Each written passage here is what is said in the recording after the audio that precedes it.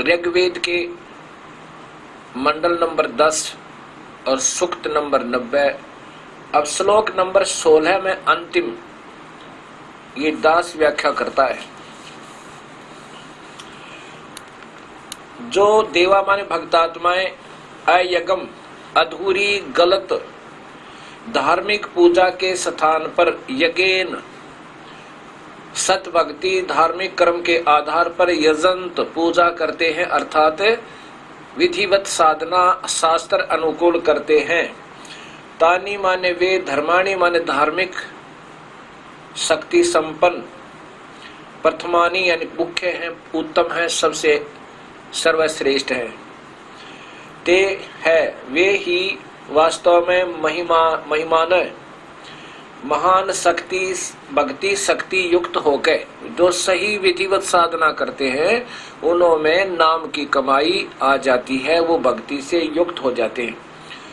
युक्त होकर साध्य वो भक्तात्मा अर्थात वो साधक नाकम माने पूर्ण सुखदायक परमेश्वर के सचंत माने भक्ति निमित्त कारण से प्राप्त होते हैं।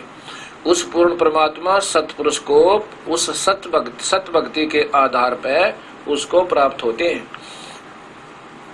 यत्र माने जहां पर, पूर्व माने पहले की, सृष्टि माने सृष्टि है, सृष्टि के पहले वाली सृष्टि के, देवा माने भक्तात्माएं, संति माने रहती हैं। जहां पर पहले वाली भक्तात्माएं रहती हैं, जहां हम पहले रहते थे सतलोक में, और यहाँ से सत भक्ति करके कबीर परमात्मा के आधार पर भक्ति करके जो वहां पहुंच जाते हैं, वो कहाँ पहुंच जाते हैं? जहां पर वो पहले की भक्तात्मा रहती हैं, जो पहले की देव शक्तियां का अर्थ है वो तो परमात्मा के तुल्य है। हम ही अपने कर्मों के आधार पर यहाँ पर बिगड़ गए। कबीर साहब कहते हैं, चोर चुराई तो बड़ी वो गड्ढे पानी माँ, वो गड्ढे वो ऊपर आवे, ऐसे सच्चाई छानी न, ऐसे सच्चाई छुपती नहीं। अब कबीर साहब की वाणी अब आपके सत्य स्वीकार होगी कि कबीर परमेश्वर ने सत्य कहा है जो कहा है। कबीर साहब की वाणी में सृष्टि रचना, धर्मदास ये जग बोराना, कोई न जाने पद निर्वाणा, यही कारण मैं कथा पसारा, जग से कहिए एक राम नियारा। यही ज्ञान जग जीव सुनावो, सब जीवों का भरम नसावो। अब मैं तुमसे कहूँ चिताई, त्रिदेवन की उत्पत्ति भाई।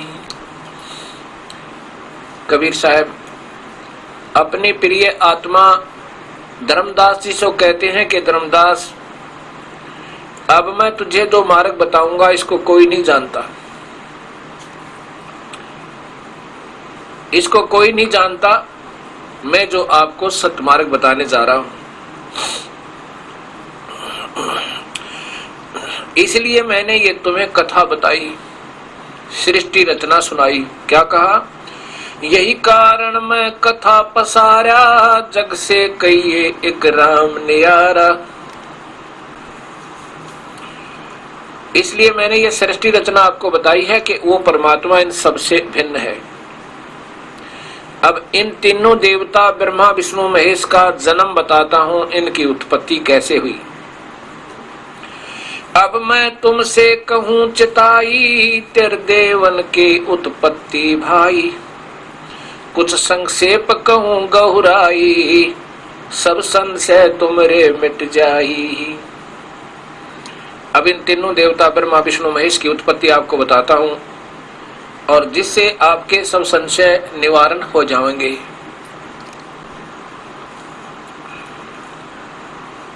भरम गए जग वेद पुराना,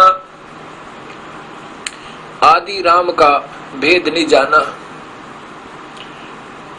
भरम गए जग वेद पुराना, आदि राम का भेद नहीं जाना। सनातन ब्रह्म, उस पूर्वम ब्रह्म यानी पूर्ण परमात्मा के बारे में नहीं जान पाए। राम राम सब जगत बखाने, आदि राम कोई बिरला जाने। ज्ञानी सुने सो हृदय लगाई, मूर्ख सुने तो गम ना पाई।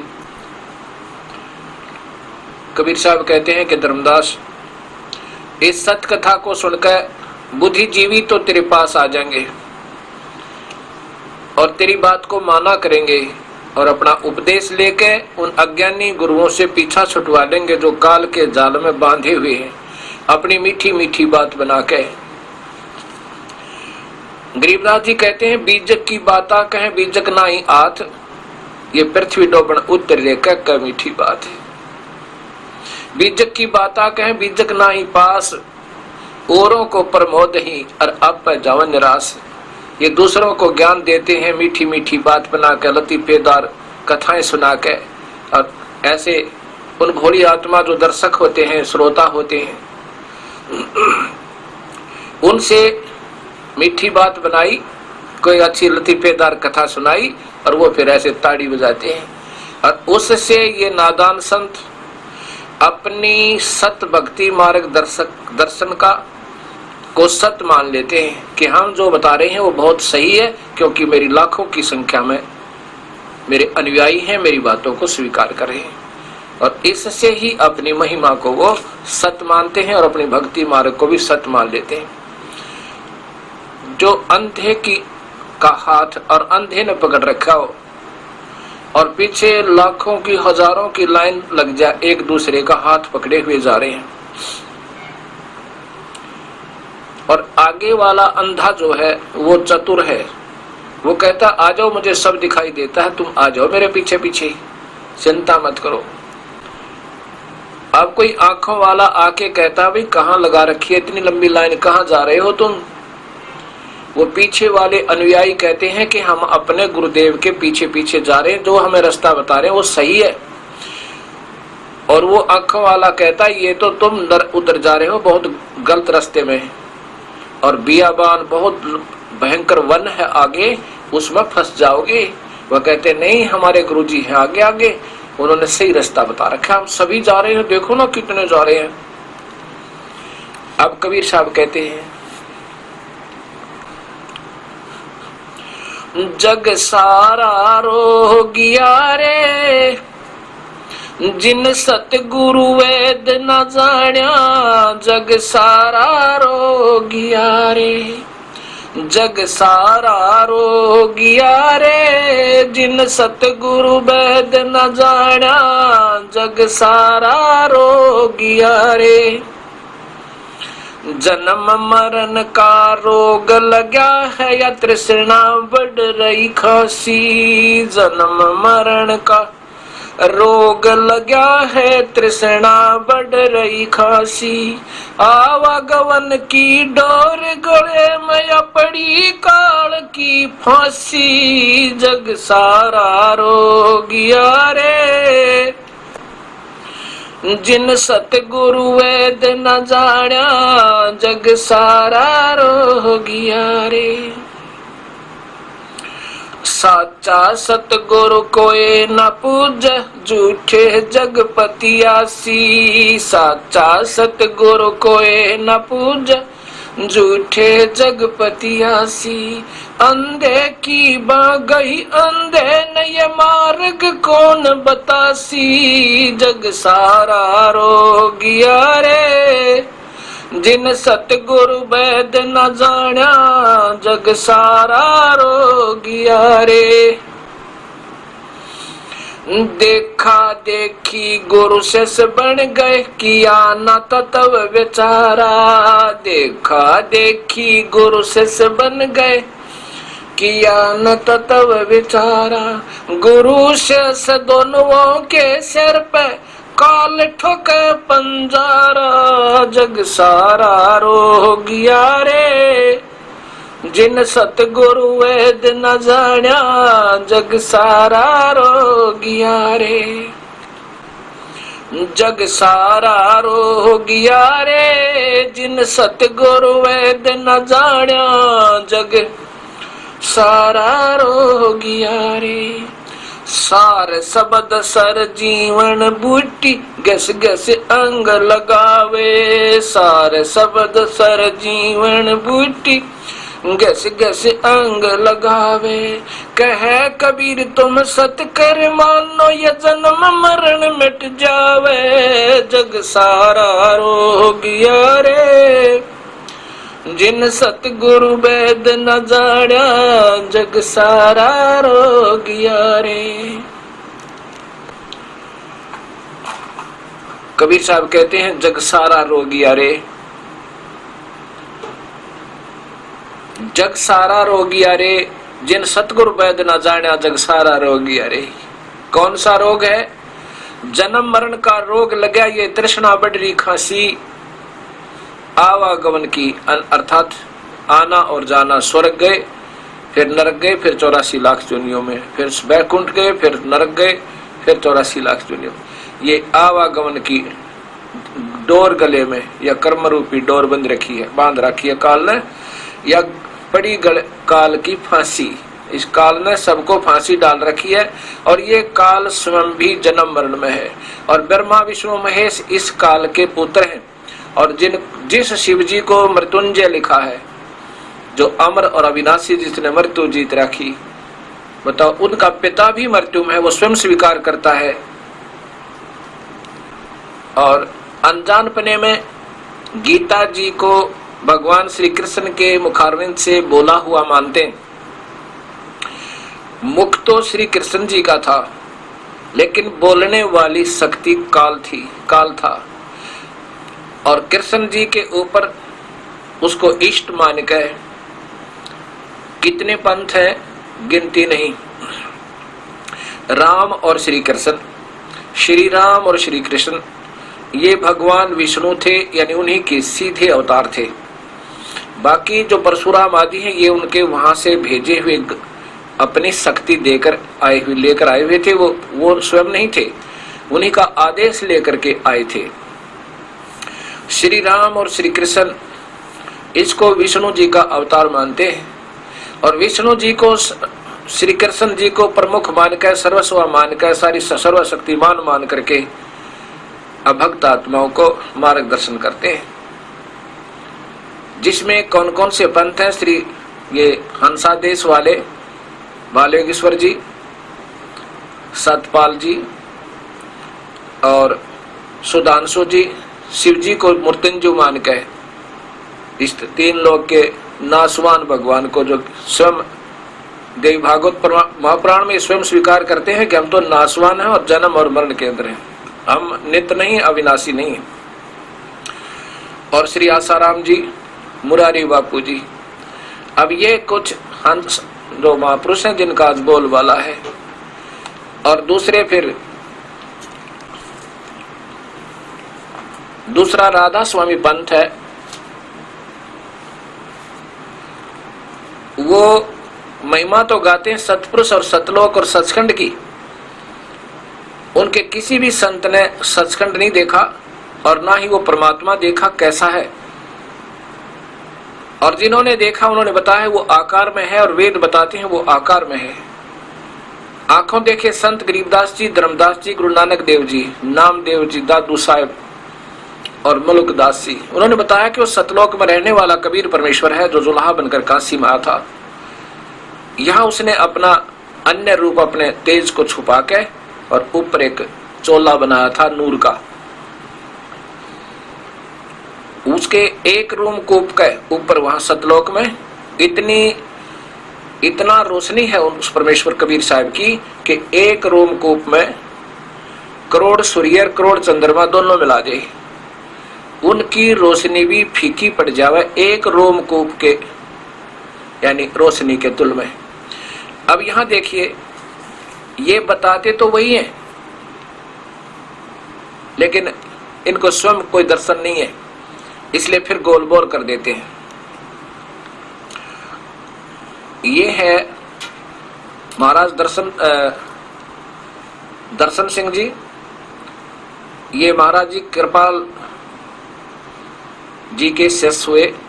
सावन सिंह के कृपाल सिंह के शिष्य ये दर्शन सिंह जी हुए। ये देखिए, इन्हीं की एक पत्रिका है ये है महाराज सावन सिंह जी, ये बाबा जयमल सिंह जी के सीधे शिष्य थे। इसके बाद ये देखिएगा, ये हैं कृपाल सिंह जी, जिन्होंने दिल्ली के अंदर आश्रम बनाया हुआ है, संत कृपाल सिंह। और तीसरे ये स्वयं है दर्शन सिंह जी, ये राजेंद्र सिंह जी हैं और ये दर्शन सिंह जी हैं, इनके राजेंद्र सिंह जी के गुरुदेव। इनसे किसी ने प्रश्न किया अमेरिका के अंदर, आत्मा और फिर परमात्मा का साक्षात्कार, ये क्या मानते हैं साक्षात्कार? इसी में देखना इन्हीं के द्वारा, क्या हम परमात्मा का साक्षात्कार कर सकते हैं? ये संत दर्शन सिंह जी के द्वारा लिखा हुआ है और दर्शन सिंह के शिष्य है, हाँ ये दर्शन सिंह है, इनके द्वारा लिखा है। अब ये देखिए, क्या परमात्मा का साक्षात्कार कर सकते हैं? Can we see the God का हिंदी रूपांतर, संत दर्शन जी महाराज से भेंट वार्ता। ये अमेरिका गए थे जब इनसे बात हुई थी। सन 1978 की प्रथम अमेरिका यात्रा के दौरान शिकागो रेडियो से प्रसारित भेंट वार्ता के आधार पर प्रश्न, क्या हम परमात्मा का साक्षात्कार कर सकते हैं? हाँ, हम इसी जीवन प्रभु का साक्षात्कार कर सकते हैं। क्या कहते हैं? आप जो बात कह रहे हैं उसका क्या प्रमाण है? जिस प्रकार हलवे का प्रमाण उसे खाने में निहित है, हलवा देख नहीं सकते, खा सकते हैं, इनका भाव ये है। अब देखिए आगे, निहित है। इसी प्रकार आत्मिक उपलब्धि का प्रमाण उसके अनुभव में है। हम ज्ञान और प्रभु का अनुभव प्राविता के माध्यम से प्राप्त करते हैं, जो संत मत का मार्ग है। स्वामी विवेकानंद, जिनका पूर्ण नाम नरेंद्र था, ने रामकृष्ण परमहंस से एक बार पूछा, प्रभु क्या आपने परमात्मा को देखा है? उन्होंने जवाब दिया, हाँ बेटा, परमात्मा को देखा है, उतनी ही स्पष्टता से के साथ जितनी स्पष्टता से मैं तुम्हें देख रहा हूं। आगे फिर बताते हैं, ये दर्शन सिंह जी के एक उदाहरण दे रहे हैं कि उन्होंने रामकृष्ण परमहंस ने विवेकानंद से बता दिया कि ऐसे ही देख सकते हैं भगवान को जैसे मैं तुझे देख रहा हूं, अर्थात आकार रूप में देख सकते हैं। फिर स्वयं की टिप्पणी दर्शन सिंह जी क्या कहते हैं? परमात्मा जब व्यक्त हुआ, व्यक्त माने आकार में आया, व्यक्ति रूप में। स्वयं मानते हैं, व्यक्त अपने हाथ से लिखते हैं। व्यक्त का अर्थ होता आकार में आना और व्यक्ति रूप में, व्यक्ति रूप में। परमात्मा जब व्यक्त हुआ, इजहार में आया, उसने दो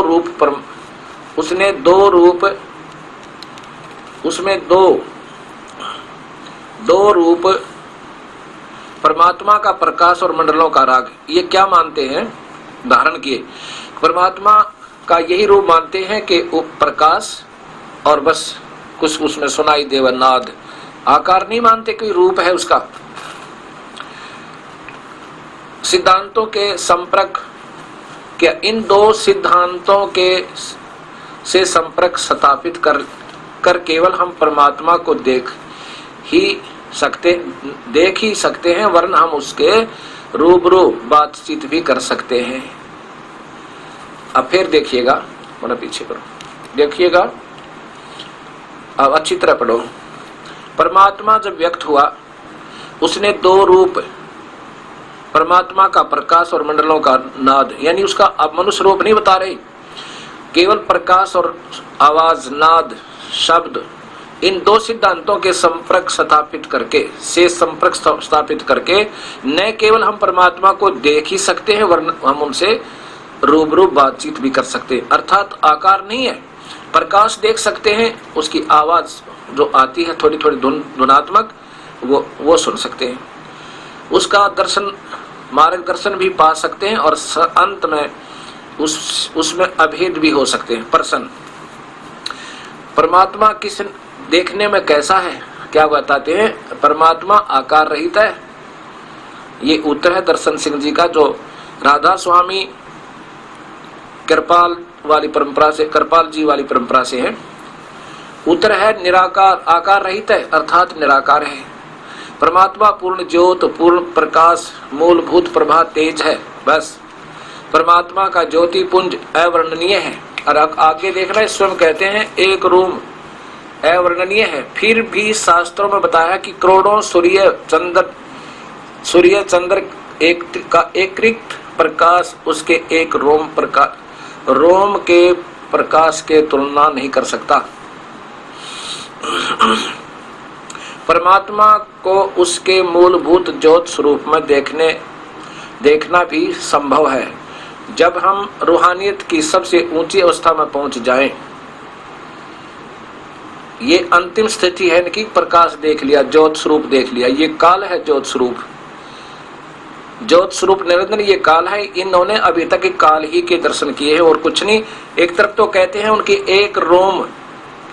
एक रोम के समान प्रकाश की तुलना करना नहीं कर सकता। रोम है तो आदमी है, आकार है, रोमकूप है। तो ये देखना भक्तात्मा, आपके सामने सारी सच्चाई आएगी और ये भगत समाज फिर सोचने पर विवश होगा। हमने अंधे होकर किसी की उंगली नहीं पकड़े रहना चाहिए, अपने आप को फिर दोबारा सोचना होगा। और यही व्याख्या अब वर्तमान गद्दी नसीन अर्थात दर्शन सिंह जी महाराज, जो इसी परंपरा के मुखिया हैं, इनकी एक किताब है आधुनिक युग में आध्यात्म, राजेंद्र सिंह जी, सावन कृपाल पब्लिकेशंस, स्पिरिचुअल सोसाइटी। अब इनका देखिए चतुर्थ संस्करण 1996, ये इनकी सावन कृपाल आश्रम, संत कृपाल सिंह मार्ग, सावन कृपाल पब्लिकेशन, स्पिरिचुअल सोसाइटी, कृपाल आश्रम, संत कृपाल सिंह मार्ग, विजयनगर, दिल्ली। इतना इनकी भी यही व्याख्या है। ध्यान अभ्यास। अब क्या बताना चाहते हैं ये कि संत हमें बताते हैं कि प्रारंभ में केवल परमात्मा था, जो महाचेतना और प्रकाश का सागर था। जब परमात्मा ने संकल्प किया मैं एक से अनेक हो जाऊं, तब एक हिलोर उठी और वह ज्योत तथा नाद में बदल गई। यह धारा पिंड के मंडलों तक आई है। यह धारा सबके अंतर प्रभावित है, लेकिन मन और माया के पर्दों से ढक चुकी है। नतीजा यह है कि अंतर में न तो यह ध्वनि सुनाई देती है और न ज्योत दिखाई देती है। बस ज्योत तक सीमित है। ये नाम दान मिलने एवं ध्यान का अभ्यास करने से अंतर में सुरत ज्योति और सुरति से जुड़ जाती है। जब आत्मा को छोड़कर इस धारा के माध्यम से अंतर की रूहानी मंडलों की यात्रा करती हुई अपने निज घर सचखंड पहुंच जाती है। ये नकली सतलोक तक सीमित है ये सभी पंथ। अब यहाँ देखो, अब यहाँ क्या कहना चाहते हैं ये कि नाम दान के समय ज्योति और श्रुति का प्रारंभिक अनुभव मिलने पर इसके विकास के लिए नित्य प्रति साधना आवश्यक है।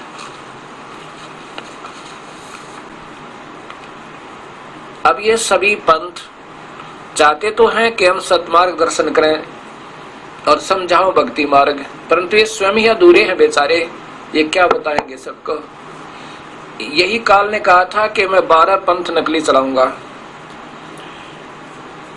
जिसमें कुछ तो ऐसे होंगे जो महिमा पूर्ण परमात्मा सचखंड की, सतलोक की, सतपुरुष की ही कहा करेंगे, लेकिन नाम गलत दिया करेंगे।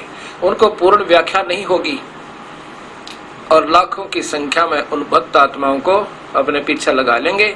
12 पंथ नाम जो ले सो हमरे मुख आन समोही, काल कहता है 12 पंथ करूं मैं साजा, नाम तुम्हारा ले करूं आवाजा। काल ने कहा था कि मैं 12 पंथ नकली चालू करूंगा और पूर्ण परमात्मा, पूर्ण भगवान, ब्रह्म परब्रह्म कह करके सचखंड की महिमा सुना के वही गलत व्याख्या देते रहेंगे, नाम गलत देंगे, साधना गलत देंगे, अधूरी देंगे, और वो काल कहता मेरे मुख में आ जाओगे सारे, वो जीव मुक्त नहीं हो सकते। अब यहाँ इन्होंने क्या बताना चाहा है कि जब परमात्मा प्रारंभ में केवल अकेला था, अच्छा, फिर वो एक से अनेक होने की सोची तो कहते हैं क्या बन गया, प्रकाश और नाद बन गया, धुन। ये इनकी व्याख्या देखो, एक से एक अनेक हुआ, जब आकार में था वो तो आकार में ही अनेक हो सका, प्रकाश तो उसकी अन्य बनाई हुई वस्तु है। और यहां देखो फिर कहते हैं नाम दान देते समय ज्योति और श्रुति का प्रारंभिक अनुभव मिलने पर उसके विकास के लिए नित्य प्रति साधना आवश्यक है। अब क्या बताते हैं महात्मा जी कि जब हम नाम देते हैं, जब तुम्हें ऐसे करके, ये सुनी ना कुछ आवाज, और ध्यान से देखो, ये यहां प्रकाश दिखा, अगजी दिखा, ना दिखा वो भी यहां भर ले। अच्छा, अब इसको इस नाम दे दिए तुम्हारे को, ये 5 नाम, इनका जाप करो, इससे फिर ये और ज्यादा खुल जाएगा प्रकाश। अब ये साधना है। और फिर पूछा कि परमात्मा कैसा है दर्शन सिंह जी से, कि परमात्मा तो आकार रहित है। और फिर कहते हैं उसका तो हम आमने सामने बात कर सकते हैं, ये काल गुप्त रूप से बात करता है, आकाशवाणी भी करता है, आदेश भी देता है, और सुन आप पुकार करोगे उसका उत्तर भी दे देगा, परंतु ये आकार में नहीं आता, ये काल है।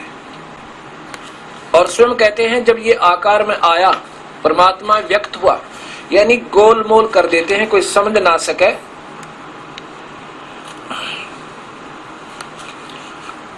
स्वयं कहते हैं महात्मा जी कि जब परमात्मा व्यक्त हुआ, व्यक्त माने आकार में आना, अव्यक्त माने निराकार,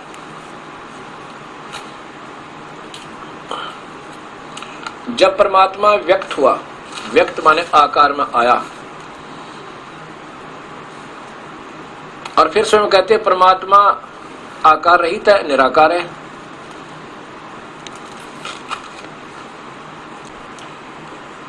किसी का दोष नहीं, जब तक कबीर परमेश्वर की कृपा नहीं होगी ये जीव नहीं समझ सकता इस काल के जाल को।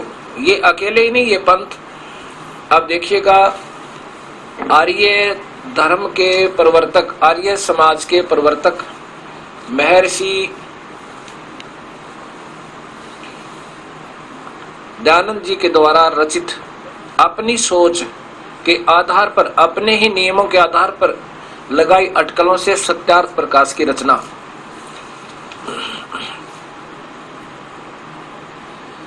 ये वेदों को, चारों वेदों के बिल्कुल मर्मज्ञ ज्ञाता माने जाते हैं। और सत्यार्थ प्रकाश महर्षि दयानंद सरस्वती, अथ सत्यार्थ प्रकाश है, वेद विधि विद्युत गच्छात शास्त्र प्रमाण है, यानी वेदों के आधार पर प्रमाण देते हैं। श्रीमत परमहंस परिवर्जक आचार्य महर्षि दयानंद सरस्वती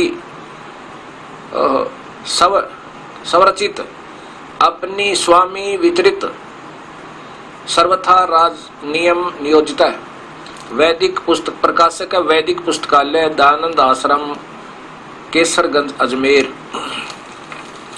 अब ये देखियो इनके कौन सा समोल्लास है, ये देखिए सत्यार्थ प्रकाश, और ये समोल्लास देखो इनका अष्टम समोल्लास है। इसमें कोई प्रश्न करता है, नीचे आइए, कि ईश्वर साकार है निराकार, महर्षि जी उत्तर देते हैं ईश्वर निराकार है। और तो बाद में बताऊंगा, ये सर्वशक्तिमान भी प्रभु को नहीं मानते, सिर्फ थोड़ी सी ये उन्हीं के द्वारा प्रकाशित है। अब देखिएगा, महर्षि दयानंद जी द्वारा ही भाषा भाष्य ऋग्वेद प्रथम मंडल, ये आधा ऋग्वेद इनके द्वारा भाषा भाष्य है, ये प्रथम मंडल।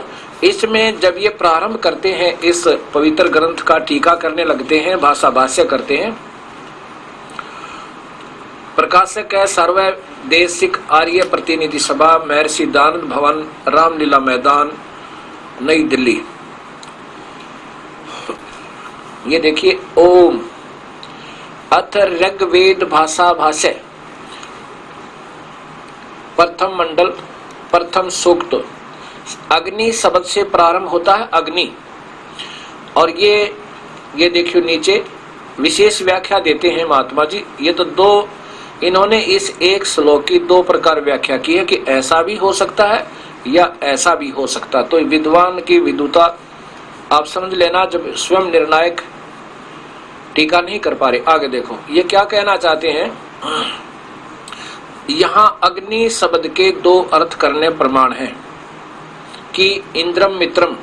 इस ऋग्वेद के मंत्र से यह जाना जाता है कि एक सद्ब्रह्म, इंद्र आदि अनेक नाम है के इंद्र आदि अनेक नाम, तथा त्वम देवाग्नि। इस यजुर्वेद के मंत्र से भी अग्नि आदि नामों करके सच्चिदानंद आदि लक्षण वाले ब्रह्म को जानना चाहिए। अर्थात जहां अग्नि शब्द लिखा हो वहां प्रभु ही मानना चाहिए। इत्यादि सतपथ ब्राह्मणों में भी यही प्रमाण है। अग्नि शब्द ब्रह्म और आत्मा इन दोनों का वाची है। और इस प्रमाण के लिए अग्नि शब्द से प्रजा शब्द करके भौतिक और प्रजापति शब्द से ईश्वर का ग्रहण करना चाहिए होता है। अग्नि इस प्रमाण से सत्य आचरण नियमों के जो यथावत पालन करता है सो ही व्रत कहता है, और इस व्रत का पति परमेश्वर है। इसलिए इस ऋग्वेद के प्रमाण के जानने वालों का सर्वज्ञ प्रकाश करने वाले विशेषण से अग्नि शब्द एक ईश्वर का ग्रहण होता है। यानी अग्नि जहाँ शब्द है वहाँ ईश्वर ही माने। और स्वयं भी इसी मंडल में ये देखो इन्होंने अग्नि माने परमेश्वर, इसी प्रथम सूक्त में और 2 नंबर श्लोक में अग्नि माने परमेश्वर स्वयं माना है इन्होंने। ये चौथे श्लोक में अग्नि माने परमेश्वर। अब मैं आपकी इनकी रचना यजुर्वेद दिखाता हूं। वेद बताता है परमात्मा आकार में है, ये यजुर्वेद लीजिए। ये भी स्वयं महर्षि दयानंद जी की ही रचना है। महर्षि दयानंद सरस्वती के द्वारा स्वयं ही रचित है। इसके ये प्रथम श्लोक में, प्रथम यजुर्वेद भाषा भाष्य ये प्रथम श्लोक है। और इसके 15वें श्लोक में शब्द आता है अग्नेः तनुरसि।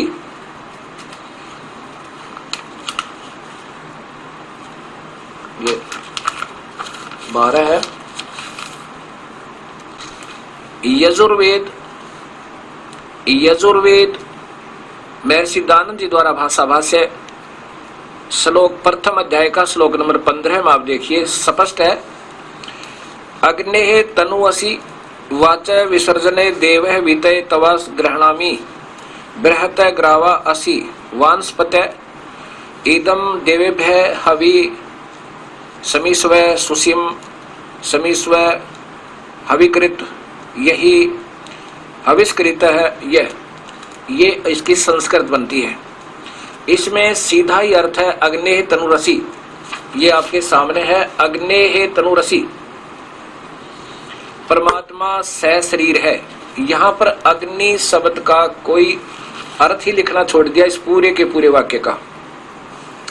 अग्नेः तनुरसि इस पूरे वाक्य का अर्थ छोड़ दिया। और इसमें 11-12 शब्द बिल्कुल त्याग रख, बिल्कुल नहीं लिए इस भाषा भाष्य में। ये देखो ये आपके सामने है, आप देख सकते हो पूरा का पूरा। ये महर्षि दयानंद जी द्वारा भाषा भाष्य, इसमें कोई भी शब्द कौन कौन सा नहीं है। अग्नेः तनुरसि नहीं है, वाचो विसर्जन नहीं है,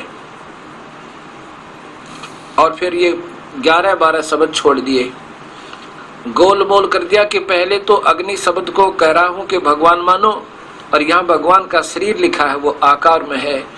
अब अचलित विचलित हो गए। और स्वयं जी महाराज जी कहते हैं, ये देखो यहाँ फिर इसी में 17वें श्लोक में अग्नेः तनुअसि स्वीकार करते हैं। अग्नि माने परमेश्वर। 17वें में। अब 18वें में देखो, अग्नि परमेश्वर, और जहां परमेश्वर लिखना था वो छोड़ दिया। अब देखो 5वें अध्याय का इन्हीं के द्वारा टीका, 5वां अध्याय यजुर्वेद,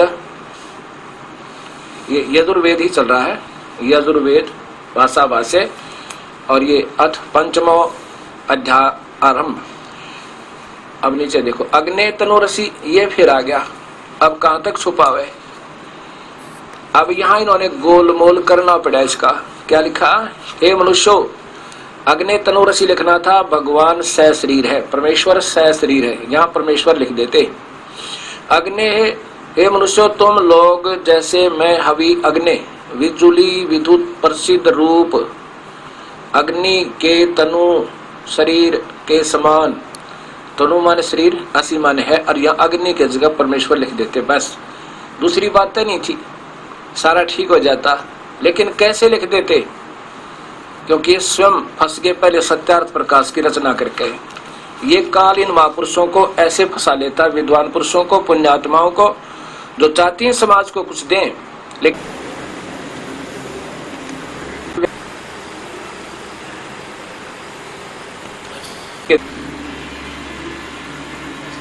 सब गलतियां। महर्षि दयानंद जी ने पहले सत्यार्थ प्रकाश की रचना कर दी, उसमें लिख दिया परमात्मा निराकार। उस समय इस महापुरुष के सामने या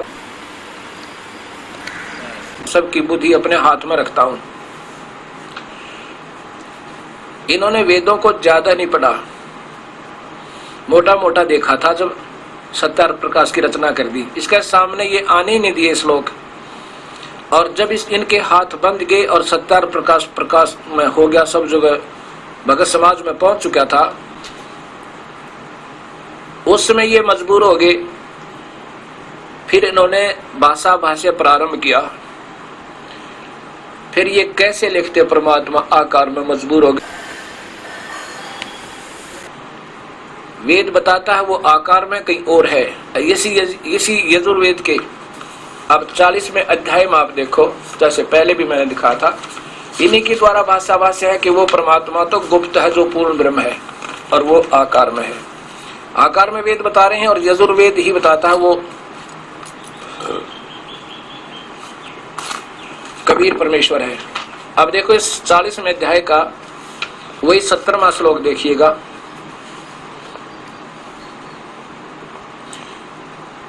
हे मनुष्यो, जिस ज्योत स्वरूपी पात्रेण रक्षक मुझसे अविनाशी यथार्थ कारण के अपिहितम आच्छादित मुखम, मुख के तुल उत्तम अंग का प्रकाश किया जाता है। यह माने जो, असौ माने वह है, आदित्य,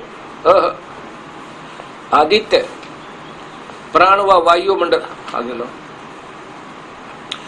प्राण व वायुमंडल में पुरुष माने पूर्ण परमात्मा है, स माने वह है, ऐसा वो माने परोक्ष रूप है। ये अपने हाथों से लिखते हैं, वो तो गुप्त है, कोई और परमात्मा है जो सूर्य मंडल ऊपर के लोक में रहता है, दिव्य लोक में। अहम माने मैं, खम्ब ब्रह्म काल, तो केवल खम्ब माने स्वर्ग तक ही ले जा सकता हूं, और मेरा ओम नाम है, बस। ये स्वयं मानते हैं कि वो परमात्मा, यह माने जो, वह, असो माने वह आदित्य प्राण व सूर्य मंडल में पुरुष माने पूर्ण परमेश्वर है, स माने वह है परोक्ष रूप है, वो तो छुपा हुआ है, वो तो गुप्त है, वो दिखाई नहीं देता। दो भगवान मान ली, दो तो ये बता ही रहे हैं। अब इसी यजुर्वेद के इसी 5वें अध्याय का 32वां श्लोक इन्हीं के कमलों द्वारा भाषा भाष्य किया हुआ आपको दिखाता हूं। उसमें भी नहीं छुपा सके कि वो कबीर परमेश्वर है, वो पाप कर्म काटने वाला है, वो बंदी छोड़ है, बंधनों का शत्रु है, सतलोक में रहता है। ये वही यजुर्वेद महर्षि दयानंद सरस्वती के द्वारा भाषा भाष्य, इनके ही द्वारा कर कमलों द्वारा ये 32वां श्लोक 5वें अध्याय का अध्याय, ये है 5वां अध्याय और ये 32वां श्लोक। ये संस्कृत है। उसी गसी कबीर अंगारी असी, कबीर अंगारी असी बम्भारी अविसुरसी, दो वसवान सुधन्यो असी मार्जालीय सम्राट असी सम्राट राजा धीराज कृशानु प्रसिद्ध पौमान नभो असी मृतप्रतका मृष्टवासी अवे सूदन रत धामा असी सवर ज्योता सवर ज्योति। यहाँ देखो, हे जगदीश्वर, जिस कारण से आप उसी कांति मान असी माने है। अंगारी, अंगारी का अर्थ होता है पाप काटने वाला, खोटे चलन के शत्रु, जीवों का शत्रु कवि। यहाँ कवि का कांत पर लिख दिया, यहाँ लिख देते कबीर है। इसको कबीर समझ लो, जैसे नी अक्षर लिखेंगे निर अक्षर भी बोल सकते हैं। यजुर्वेद है उसको यजुर ही बोला जाएगा। कबीर, वो कबीर है, यहाँ ये लिखना था। आगे देखो, और ये मूल संस्कृत बता रही है वो कबीर है, ये कबीर है। इनका इन्होंने रह हटा के अपसर्ग लगा दिए। अब यहाँ देखिए, बमभारी माने बंधनों के शत्रु, हम उनको बंदी छोड़ कहते हैं। बमभारी, ये देखो बमभारी, बंधनों के शत्रु, इन्हीं के शब्दों में वो बंधन के शत्रु बंदी छोड़, हम उनको बंदी छोड़ कहते हैं कबीर साहब को। आगे देखो, असी है। अब यहाँ देखो, नीचे वाला दिखाना चाहता हूं कि वो स्वयं कहते हैं वो सतलोक में रहता है। रत धामा, रत धामा सतधाम युक्त है। ये अपने करकमलों से लिख रहे हैं, वो तो सतलोक में रहता है। अब छुपा छुपा कर छिप लिए, फिर बिना छुपा उसके सवर ज्योति स्वयं प्रकाशित सतलोक में रहता है, क्योंकि उस परमात्मा का स्वयं प्रकाश है कबीर साहब का। ये नहीं बेचारे अकेले ही नहीं ऐसे विचलित है, इसी प्रकार ईसाई धर्म और मुसलमान धर्म भी विचलित है। और जबकि शास्त्रों में सत्य प्रमाण है, ये शास्त्र बिल्कुल सत्य है। अब देखो पवित्र बाइबल में, पवित्र बाइबल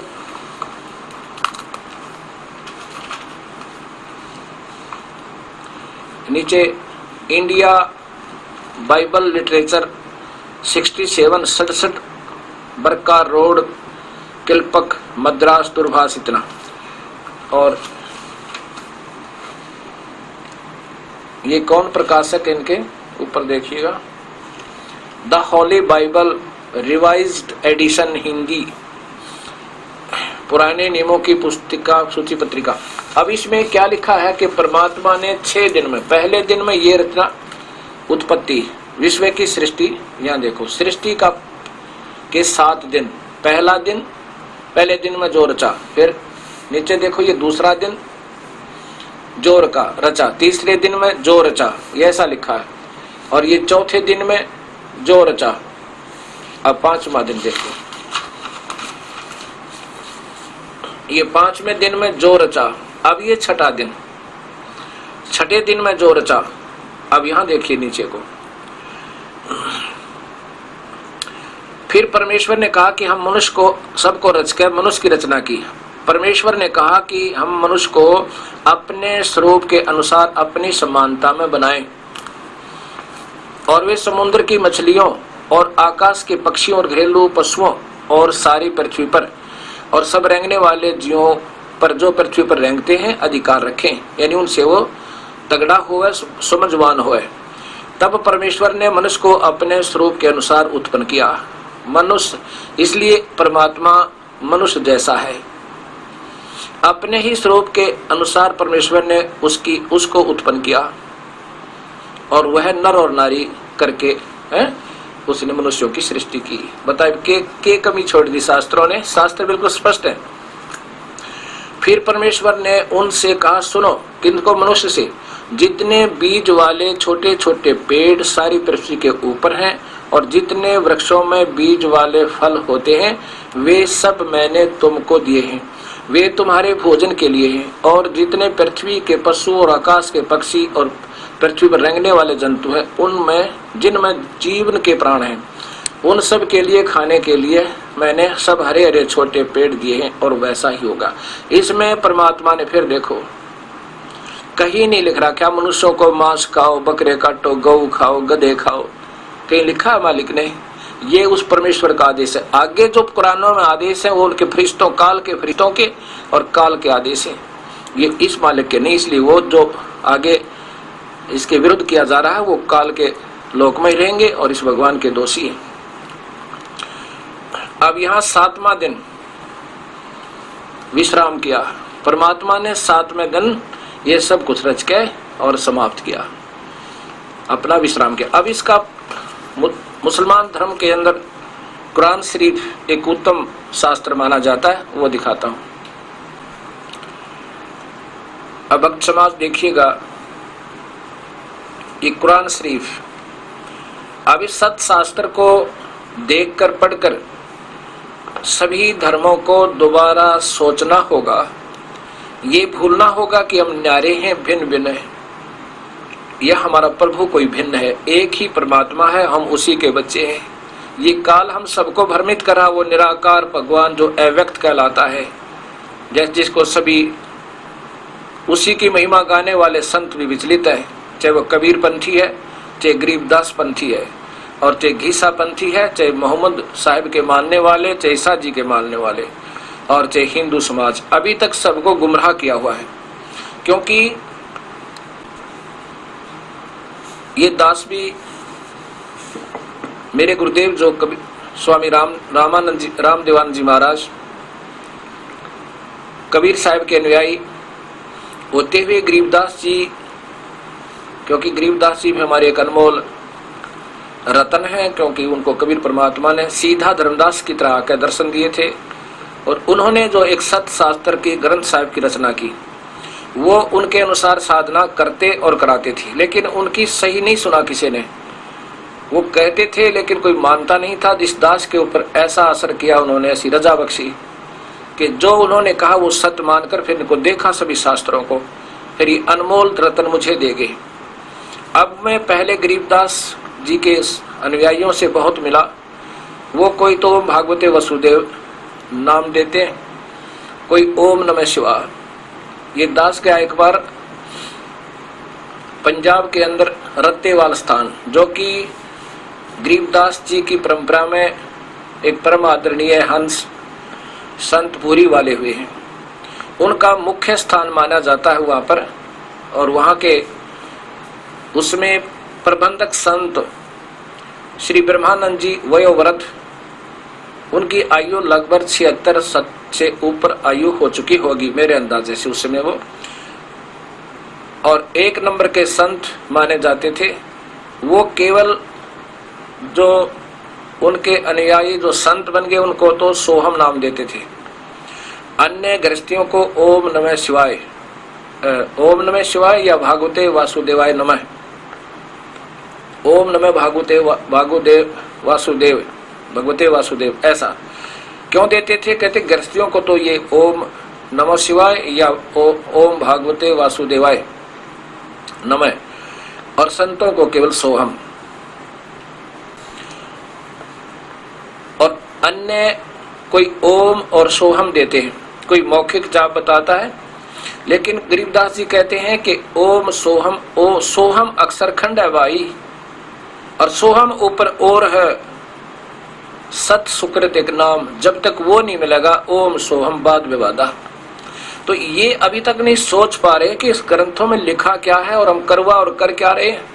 हम दोषी हो रहे हैं उस परम पिता परमात्मा कबीर साहिब के, और साथ में उस गरीबदास परमेश्वर तुल अंशात्मा के, जो हमें क्या बताने आए थे और हमने अब क्या शुरू कर दिया। वहां मैं क्या देखा कि श्री ब्रह्मानंद जी ने सामने तो भूरी वालों की और गरीबदास जी की मूर्ति बना रखी है, और कति अपने जहां उनका रहने का स्थान था उसके सामने शिव जी का मंदिर और मूर्ति शिवलिंग, क्या बात की। और सुबह उठे, हम रात को वहां रुके थे, मेरे पास फिल्म बनी हुई है। सुबह उठे, उठ करके सबसे पहले शिवलिंग पर जल चढ़ाया, और मेरे साथ जो भक्तात्मा सैकड़ों की संख्या में दर्शनार्थ गए थे वो आश्रमों को देखने के लिए, मुझे कहने लगे गुरुदेव ये क्या चक्कर है, आप तो कह रहे थे ये बड़े महापुरुष हैं, अरे ये पूज रहे शिवलिंग ने। अब क्या जवाब देंगे दास उनको। अब यहां फंस गए हम, कहा मैं कबीरपंथी, कहला मैं गरीबदास पंथी, और पूज्य काल को शिवलिंग जो एक बिल्कुल नासवान भगवान, और कहा परमेश्वर। फिर क्या बनाते हैं, कहते हैं गरीबदास ने लिखा है, दास गरीब दर शिव का दान, भक्ति मुक्ति जन दीन दान। अब ये मुक्ति शिवजी वाली तो हमने ना जाने कितने बार प्राप्त कर ली है। भगवान शिव ने पार्वती जी को ये प्रथम नाम दिए थे 5, जो हम आपको 7 देते हैं। और भगवान शिव भी इतना ही अमर है, जैसे पार्वती को अमर कर दिया, जब तक शिव की आयु है तब तक पार्वती रहेगी। ये तो हम असंख्यों बार हो चुके इतने अमर। तो गरीबदास जी कहते हैं और डले ढूंढता है और पूजाएं जो तुम इधर उधर फिरते हो, किसी तीर्थ पे, कोई पितर का, कोई भूतों पे, इससे अच्छा तो शिव जी ने पूज लो। इससे भी थोड़ी बहुत यहाँ की सुविधा, थोड़ी बहुत आयु तुम्हारे को, यानी आयु तो नहीं बढ़ सकती, जब तक श्वास है तब तक आप रहोगे। और छोटी मोटी राहत इन अन्य पूजाओं से ठीक है, लेकिन मुक्त नहीं हो सकते, जन्म मरण नहीं मिटेगा। अब ऐसे बात उलझ रही है, और जब तक वो सही नाम नहीं मिलेगा और देने वाला अधिकारी नहीं मिलेगा, तब तक यह बात बने कोई ना। मेरे गुरुदेव ने इस दास के ऊपर वर्जा की, लाखों की संख्या में शिष्य किसी को नहीं दिया ये मंत्र, क्योंकि वो योग्य नहीं बन पाए थे, क्योंकि वो मानते ही नहीं थे, अपने हिसाब से चलते थे। महाराज जी को भी मानते थे, अन्य पूजाएं भी सारी करते थे। क्यों? क्योंकि गरीबदास पंथ में सभी कर रहे हैं, देवी भी, कृष्ण भी, माता भी, ऐसे। फिर उन महापुरुष ने, ब्रह्मानंद जी ने क्या बताया मुझे, हमारी कैसेट में रिकॉर्ड है, वीडियो कैसेट में, कि यहाँ पर पंजाब के मुख्यमंत्री उसमें श्री बेअंत सिंह जी से थे, वो आए और श्री भागवत का सप्ताह प्रारंभ किया। ब्रह्मानंद जी कहते हैं हमने श्री भागवत का, श्रीमद् भागवत सुधा सागर का सप्ताह प्रारंभ किया। तो उसके प्रारंभ पर मुख्यमंत्री चंडीगढ़ से हेलीकॉप्टर से आए, और जो भोग पड़ा 7वें दिन तो भी हेलीकॉप्टर से आए।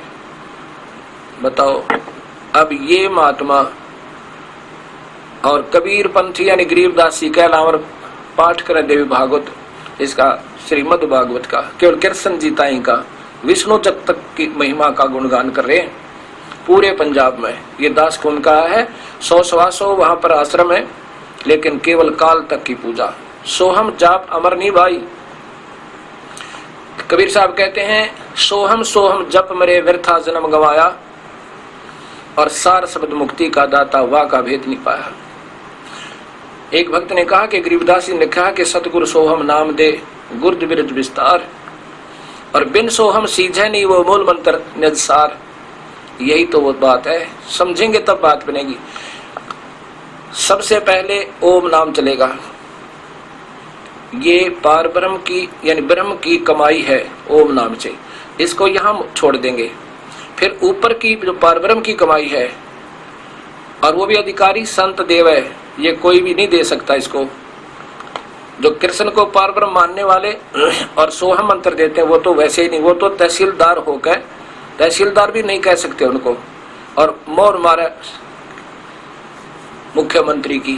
तो ये तो अनजानपना वो कर सकते जो कुछ भी नहीं है, सिर्फ ढोंगी है। जिनको ज्ञान होगा वो सोहम मंत्र नहीं दे सकते, उनको अधिकार ही नहीं है देने का। अब यहाँ क्या बात है कि जैसे हमने नलका लाना है, हैंडपंप लगाने के लिए बोकी मारनी पड़ेगी, तो ये सोहम मंत्र, इसका 2 प्रकार से जाप है। और जो सो बाहर हम अंदर, ये तो मूर्खता का प्रमाण है, ऐसा जाप नहीं है इसका। अब इसके भी 2 टुकड़े कर दिए थे, व्यर्थ वैसे ही हुआ। अब क्या होता है कि जैसे सो अहम मैं वो हूं, इस विष्णु जी का उपासक इस नाम का जाप करता है, विष्णु लोक में चला जाएगा। और शिव जी का उपासक शिवोहम, तो उस शिवलोक में जाएगा, अगर वो देने वाले पूरे सच्चे गुरु तो नाम प्राप्त होगा, तो इन नकलियों से नहीं। और दूसरे जो पूरे परमात्मा सतपुरुष के नुमाइंदे संत से ये मंत्र मिलेगा, तो पर ब्रह्म का ऋण मुक्त होगा। पार नहीं हो सकते, पार होने के लिए वो सार नाम, सार शब्द अवश्य लेना होगा। जैसे हैंडपंप लगा रहे हैं, ये तो वो सतनाम का काम है, सतनाम जिसे हम कहते हैं, ओम मंत्र और साथ में एक और मंत्र, ये सतनाम हो गया। और सतनाम ने हमें पहुंचा दिया, जैसे हैंडपंप की पाइप डालते डालते पानी तक पहुंच गई। अब ऊपर मशीन चाहिए, वो मशीन नहीं है, हैंडपंप नहीं है, तो वो सब व्यर्थ है। ऐसे ये 3 नाम का मंत्र है। इसका वेद प्रमाण देते हैं, गीता प्रमाण देती है 17वें अध्याय का 23वां श्लोक। ओम तत्सत इति समर्थः ब्रह्मणे इति समर्थः ब्रह्मणे तिर्विधः। ये 3 मंत्र का जाप और 3 ही प्रकार से इसका सिमरन है। 3 ही प्रकार से सिमरन, एक तरह का सिमरन नहीं है इस 3 मंत्र का। ये उस परमात्मा के पाने का सही रास्ता है। और पूरा यानी सबसे पहले विद्वान पुरुष इसी की विधि से जाप करते थे। ओम तो सीधा ही है, ये तो ब्रह्म जाप है, इससे नीचे का कोई मंत्र नहीं है। और फिर दूसरा मंत्र गुप्त रखा, संकेतिक, तत् और सत। और वो यजुर्वेद के साथ में यजुर्वेद के श्याम वेद के 822 नंबर श्लोक में यही है कि वो कबीर परमात्मा ये 3 मंत्र का नाम देकर हमारे पाप कर्मों को समाप्त करवा कर पवित्र करके आयु भी बढ़ा देता है कि बेटा और कर ले भजन, तेरी कम कमाई बनी। क्योंकि नाम की कमाई से ही सतलोक जाया जा सके, अन्यथा नहीं जा सकते। ये ध्यान वगैरह ये तो यज्ञ है, यज्ञ से प्रभु प्राप्ति नहीं है। अब ऐसे ये सारा उलझड़ा पड़ा हुआ है। अब कहां तक वर्णे, अब सच्चाई बताऊं तो मैं महसूस हो रहा होगा कि निंदक है और सबको ही कमजोर बता रहा नहीं। हम तो उन शास्त्रों के आधार पर बता रहे हैं जिनका अभी तक हमें खोलकर भी नहीं देखा। एक भक्त का पत्र है मेरे पास कि हम भी छुड़ाने जाते हैं जहाँ गरीबदास जी का आविर्भाव हुआ था, और हमारे पास एक पत्रिका आई है वहां के प्रबंधकों की। उन्होंने कहा कि जो छुड़ाने नहीं जाएगा वो मुक्त नहीं हो सकता। भले आदमियों, यह तो बीमारी काटी थी उस परमात्मा स्वरूप संत गरीबदास जी ने। क्या वहां पर क्या है छुड़ानी में, जहां पर ये परमहंस परमात्मा तुल्य उस कबीर साहिब की पुण्य आत्मा गरीबदास जी का आविर्भाव हुआ, जन्म हुआ। फिर वो अपनी महिमा लीला सत्ज्ञान देकर के चले गए। उनके देहांत के बाद वहां एक पत्थर की मूर्ति बना दी जहां उनका शरीर अंतिम संस्कार किया था। सिर्फ ये यादगार बनाई थी कि यहाँ ये परमेश्वर तुल्य संत, ये महान आत्मा रही थी। अब जब वो स्वयं वर्तमान में रहते थे, विद्वान थे, उस समय कोई आता था, उन्हें बताते थे, भक्ति विधि बताते थे, नाम देते थे और कल्याण करते थे। अब वो मूर्ति, वो छुड़ानी में रखी हुई मूर्ति, वो गरीबदास जी वाला काम कभी नहीं कर सकती। वैसा ही संत ढूंढना होगा। जैसे कोई शेर की पैड़ को, पंजे को, शेर के पैर के निशान को, पंजे के निशान को दबा ले, रूढ़ स्मारक बना दे। और कोई पूछे यहाँ क्या बना रखा, कि यहाँ शेर था, ये शेर का चिन्ह है। फिर अब शेर तो नहीं है वहां पे, शेर के चिन्ह और शेर जैसा काम नहीं कर सकता। ऐसे ही कोई वैद्य की मूर्ति बना ले जो बहुत अच्छा वैद्य था और खूब वहां पर सबके नब्ज देख के और दवाई देता था, बताता था बेटा ऐसे रहनी करना, ऐसे परहेज रखना, सुबह ये पुड़िया खाना, शाम को ये खाना, फिर आना और फिर दिखाना। अब वो वैद्य की मूर्ति उस वैद्य वाला काम नहीं कर सकती। वो लालची लोग अपनी रोजी रोटी के लिए रख सकते हैं कि ये वही वैद्य है, वही काम करेगा, यहाँ आएगा तो उसके सारे रोग कटेंगे, नहीं तो नहीं कटेंगे। नहीं, वैसा ही वैद्य ढूंढना होगा चाहे कहीं मिले। इसी प्रकार वो संत ढूंढना होगा जो उसी के पद चिन्हों पर चल रहा है, जिसके जो उन्हीं का कृपा पात्र है, उसी परमेश्वर की रजा जिस हंस पर है और उसके पास पूर्ण शक्ति, वो पूर्ण मंत्र है और उसी की रजा से वो जीव मुक्त कर सकता है। अन्य तो ये असंख्य जन्म हो गया हमने ये नाटक करते नहीं। अब जिन संतों को पता भी लग जाएगा कि हम वास्तव में अधूरे हैं, अब उनकी प्रभुता नहीं आन दे। वे प्रभुता भी काल का प्रथम मतलब बहुत जबरदस्त जाल है, यह मान बढ़ाई नहीं छूटे। रामानंद जी 104 साल के महात्मा जिसके लाखों शिष्य थे, 1400 तो ऋषि बना रखे थे, 1484 शिष्य हो गए फिर। और वेदों के मर्म ज्ञाता वो 5 साल के कबीर परमेश्वर के सामने जब सत्य ज्ञान का पता चला उसी दिन समर्पण कर दिया। और क्या कहा,